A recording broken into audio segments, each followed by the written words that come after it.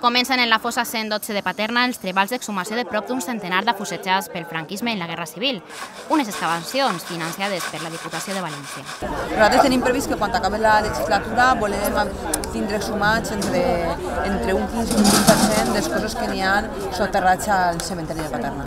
Les obres financiades per la Corporació Provincial i promogudes per l'Ajuntament de Tavernes de la Valldigna han comptat amb una subvenció de prop de 90.000 euros i són una més de les actuacions en matèria de memòria històrica durant aquest 2018 en un pressupost de 626.000 euros. El treball seria primer intentar delimitar la fossa per a després intentar, una vegada delimitada la fossa, accedir als cossos i començar a exhumar-los a poc, encara que també hem de fer acte de presència en seu judicial per a explicar les troballes.